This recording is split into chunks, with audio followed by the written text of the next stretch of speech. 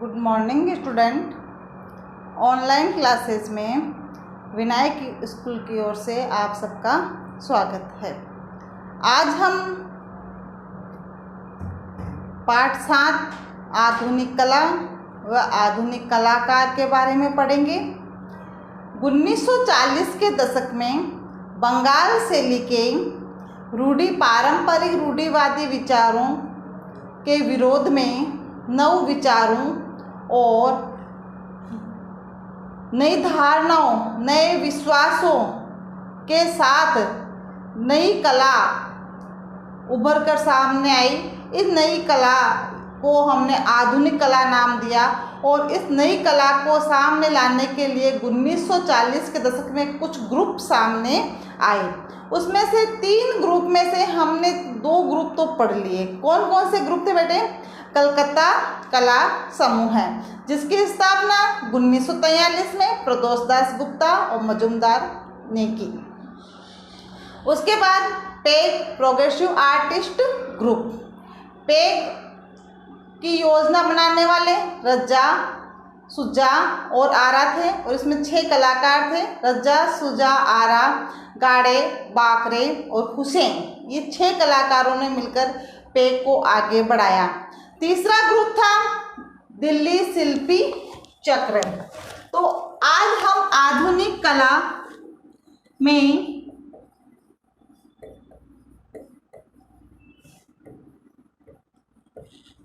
दिल्ली शिल्पी चक्र को पढ़ेंगे।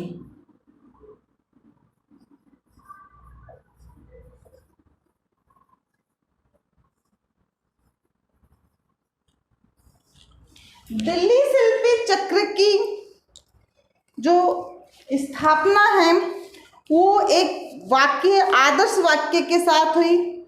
वो आदर्श वाक्य है, कला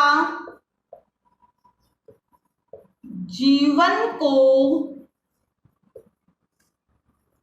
प्रदीप्त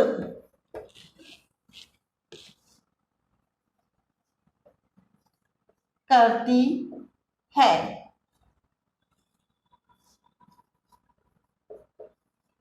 आदर्श वाक्य के साथ 25 मार्च 1949 ईस्वी को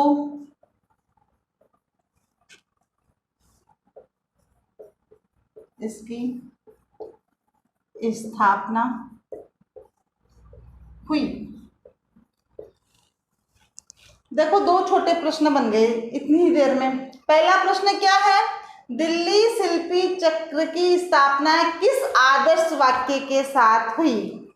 कला जीवन को प्रदीप्त करती है, यह आदर्श वाक्य था इसका। इस आदर्श वाक्य के साथ इसकी स्थापना हुई थी। दूसरा प्रश्न बनेगा कि दिल्ली शिल्पी चक्र की स्थापना कब व किसने की? तो कब? 25 मार्च 1949 को इसकी जो है स्थापना हुई थी और बीसी सान्याल किसने की थी? बीसी सान्याल व धनराज भगत ने इसकी स्थापना की। कला जीवन को प्रदीप्त करती है, इस आदर्श वाक्य के साथ 25 मार्च 1949 को बीसी सान्याल व धनराज भगत ने इसकी स्थापना की। इसके बाद और भी अन्य कलाकार थे जो दिल्ली शिल्पी चक्र के सदस्य बने। उसमें हरकृष्ण लाल सदस्य कौन कौन से थे जो इसके सदस्य बने? हरकृष्ण लाल, कैसी, एक तो इसके सदस्य जो थे ना उसमें हर कृष्ण लाल थे और उसके साथ में जो है केसी आर्यन, कौन था? केसी आर्यन और दंपति लाल और ये दिनकर कौशिक था। दंपति लाल चावला है, दिनकर कौशिक है इसका सदस्य। और इसके साथ ही एक व्यक्ति और था जिसका नाम था श्रीनिवास पंडित।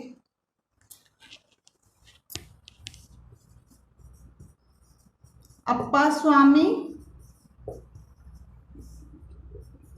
श्रीनिवास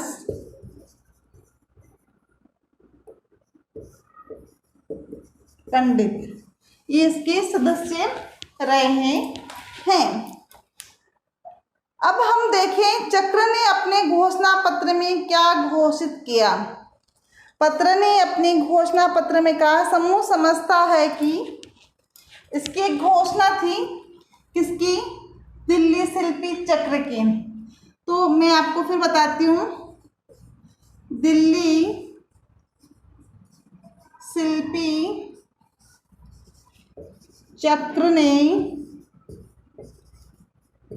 घोषणा की क्या घोषणा की? इसने घोषणा की कि समूह समझता है कि समूह समझता है कि,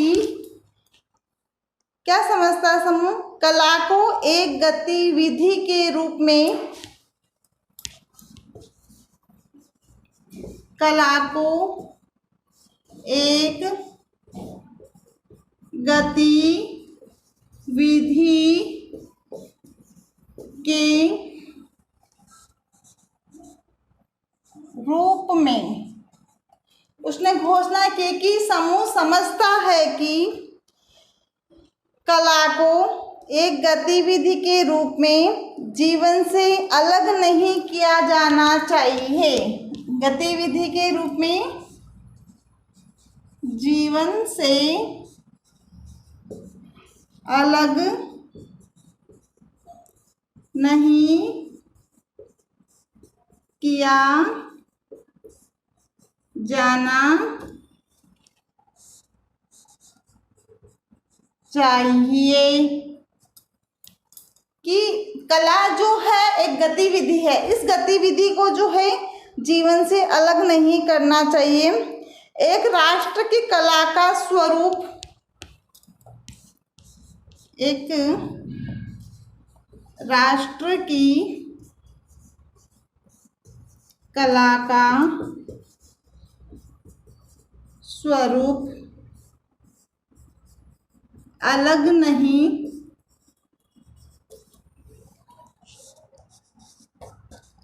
होना चाहिए। एक राष्ट्र की कला का ये स्वरूप ऐसा होना चाहिए जो राष्ट्र के लोगों की आत्मा की अभिव्यक्ति हो। स्वरूप अलग नहीं होना चाहिए, ऐसा हो कि राष्ट्र की आत्मा की अभिव्यक्ति क्या हो? राष्ट्र की आत्मा की अभिव्यक्ति हो और एवं उसकी उन्नति की प्रक्रिया में योगदान दे।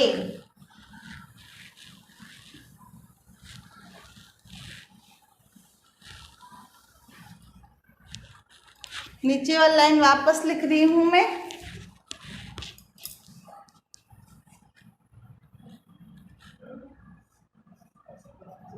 एक राष्ट्र की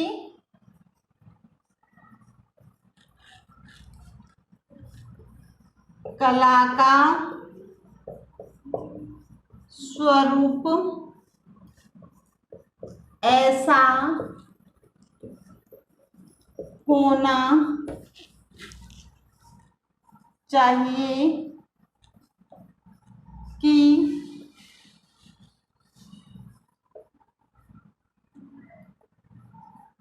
राष्ट्र की आत्मा की अभिव्यक्ति हो। क्या हो?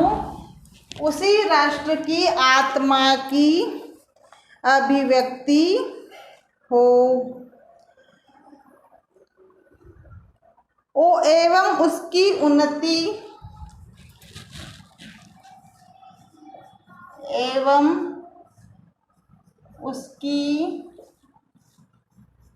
उन्नति की प्रक्रिया में योगदान करें। दिल्ली शिल्पी चक्र ने घोषणा की थी। क्या घोषणा की? समूह समझता है कि कला को एक गतिविधि के रूप में जीवन से अलग नहीं किया जाना चाहिए। कला एक राष्ट्र की ऐसी हो, उसका स्वरूप ऐसा हो कि वह राष्ट्र की आत्मा की अभिव्यक्ति हो। क्या हो? उसका स्वरूप ऐसा होना चाहिए कि राष्ट्र की आत्मा की अभिव्यक्ति हो और वह उसकी उन्नति की प्रक्रिया में योगदान जो है करे। समूह ने घोषणा किया कि कला के प्रचार प्रसार के सभी कलाकारों को साथ मिलकर कार्य करना पड़ेगा। अलग अलग रहकर कार्य करेंगे तो उन्नति नहीं होगी, एक साथ रहकर उन्हें कार्य करना पड़ेगा।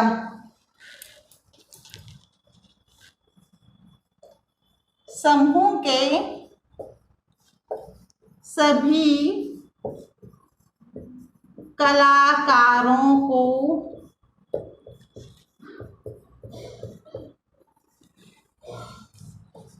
एक साथ मिलकर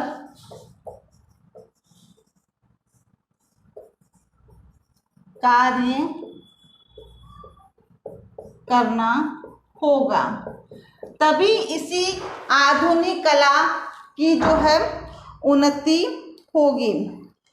और इसके साथ उन्होंने कहा कि देश की राष्ट्रीय संस्कृति और विरासत को, देश की जो संस्कृति है, देश की राष्ट्रीय संस्कृति व विरासत को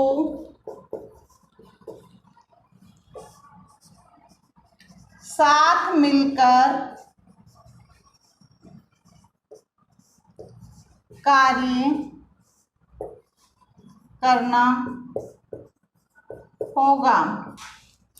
जो हमारी देश की संस्कृति है, विरासत है, उसको साथ मिलकर कार्य करना होगा और उसका संरक्षण और प्रगति, ताकि उसकी विरासत को क्या मिल सके? संरक्षण और प्रगति मिल सके। क्या मिल सके? संरक्षण और प्रगति मिल सके। अब आप कहेंगे संस्कृति को और विरासत को साथ में मिलकर कैसे कार्य करना होगा? हम ही उसको साथ में मिलाएंगे। जब साथ मिलकर उसको साथ मिलाकर संस्कृति को, विरासत को हम साथ मिल जो है लेकर कार्य करेंगे, तभी उसे क्या मिलेगा? संस्कृति को संरक्षण और प्रगति दोनों ही उसको प्राप्त हो जाएगी। तभी जो है संस्कृति को संरक्षण और प्रगति मिल सकेगी। दिल्ली शिल्पी चक्र का मुख्य उद्देश्य क्या था? ये प्रश्न कई दफे बोर्ड एग्जाम में भी आया हुआ है।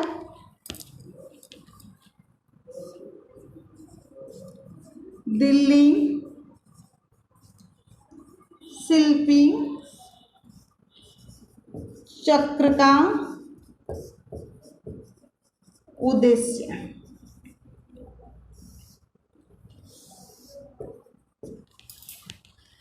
दिल्ली शिल्पी चक्र का उद्देश्य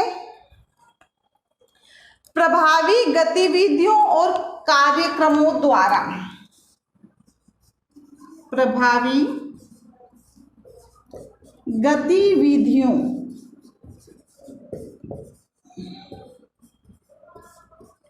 और कार्यक्रमों द्वारा। किसके द्वारा? प्रभावी गतिविधियों और कार्यक्रमों द्वारा कार्यरत कला संस्थाओं की कार्यरत कला संस्थाओं की किसकी? जो कार्यरत है कला, उनके संस्थाओं की कार्य प्रणाली की जांच करना। कार्यरत कला संस्थाओं की कार्य प्रणाली की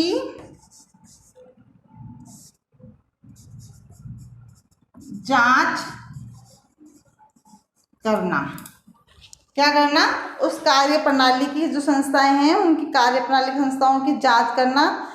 उसने कार्य की गुणवत्ता बढ़ाने के प्रयास भी किए। कार्य की गुणवत्ता बढ़ाने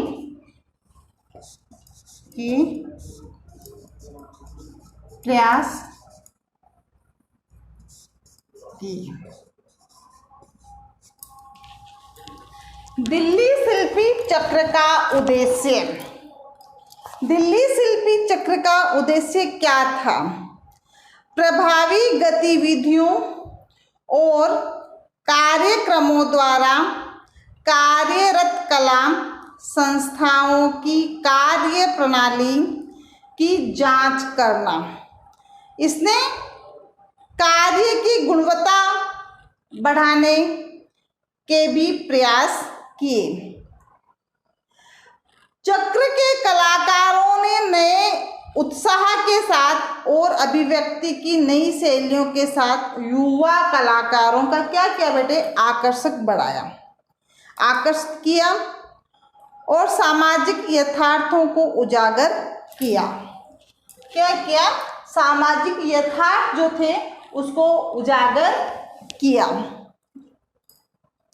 सृजनात्मक अभिव्यक्ति में सामाजिक महत्व को जो है प्रतिपादित करने में इस चक्र के कलाकारों का जो है महत्वपूर्ण योगदान रहा है। अब हम देखें इसके बाद आधुनिक कला के प्रमुख कलाकार कौन कौन से थे। इससे पहले मैं एक बार पुनः जो है दिल्ली शिल्पी चक्र का दोहरान कराते हुए आगे बढ़ूंगी। दिल्ली शिल्पी चक्र 1940 के दशक में बंगाल शैली की परंपराओं और रूढ़िवादिताओं का विरोध करते हुए नए सृजन, नए विचारों, नए विश्वासों, नई धारणाओं के साथ आगे बढ़ने वाला ग्रुप है दिल्ली शिल्पी चक्र। और इस चक्र की स्थापना एक आदर्श वाक्य के साथ हुई, कला जीवन को प्रदीप्त करती है। इसकी स्थापना 25 मार्च 1949 को हुई। बीसी सान्याल और धनराज भगत ने इसकी स्थापना की। जब इस कला की स्थापना की गई तो कई कलाकार इसके सदस्य बने। उन कलाकार सदस्यों में जो मुख्य रूप से नाम है हरकृष्ण लाल, केसी आर्यन, दमयंती चावला, दिनकर कौशिक, जया अप्पा स्वामी, श्रीनिवास पंडित, ब्रजमोहन आदि थे। चक्र ने घोषणा पत्र में घोषित किया था चक्र ने एक घोषणा पत्र निकाला। उसमें घोषित किया था कि समूह समझता है कि कला को एक गतिविधि के रूप में जीवन से अलग नहीं किया जा सकता। जीवन से अलग नहीं किया जा सकता और जाना चाहिए। एक राष्ट्र की कला का स्वरूप ऐसा होना चाहिए कि राष्ट्र की आत्मा की अभिव्यक्ति हो। कला का स्वरूप ऐसा होना चाहिए, राष्ट्र की कला का स्वरूप ऐसा होना चाहिए कि राष्ट्र की आत्मा की अभिव्यक्ति हो एवं उसमें उसकी उन्नति की प्रक्रिया जो है हो, उसमें योगदान हो। समूह के सभी कलाकारों को एक साथ मिलकर कार्य करना होगा, तभी हम सामाजिक उन्नति कर सकते हैं, हमारे आधुनिक कला की उन्नति कर सकते हैं। सृजनात्मक अभिव्यक्ति में सामाजिक महत्व को प्रतिपादित करने में इस चक्र के कलाकारों ने महत्वपूर्ण जो है योगदान दिया। इस चक्र ने एक अपना उद्देश्य रखा। उसका मुख्य उद्देश्य क्या था? प्रभावी गतिविधियों और कार्यक्रमों द्वारा कार्यरत कला संस्थाओं की कार्य प्रणाली की जांच करना, कार्य की गुणवत्ता को बढ़ाने का प्रयास करना, ये इसका मुख्य उद्देश्य रहा है। हम अब दिल्ली शिल्पी चक्र के प्रमुख जो प्रश्न हैं उनकी ओर जाएंगे, जो हमें अपनी अभ्यास पुस्तिका में करना है, गृह कार्य में करना है। फिर हम आधुनिक कलाकार के बारे में जानकारी हासिल करेंगे। गृह कार्य, गृह कार्य में प्रश्न संख्या 1,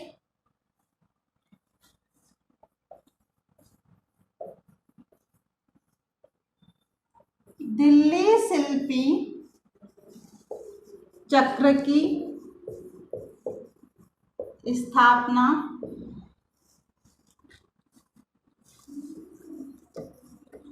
कब व किसने की?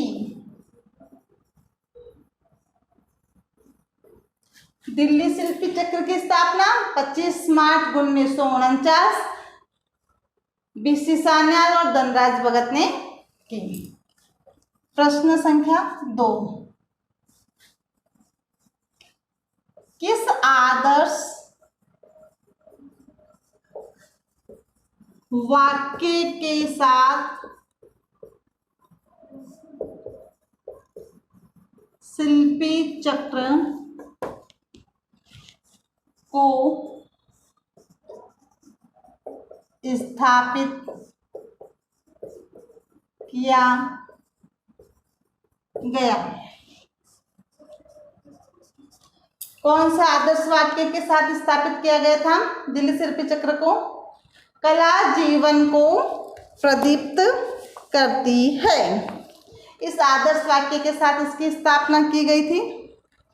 फिर प्रश्न संख्या 3,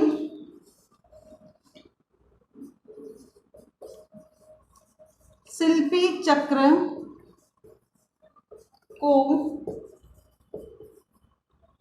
स्थापित करने का मुख्य उद्देश्य क्या था? प्रश्न संख्या 4,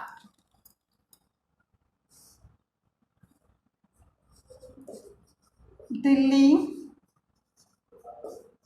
शिल्पी चक्र ने अपनी घोषणा पत्र में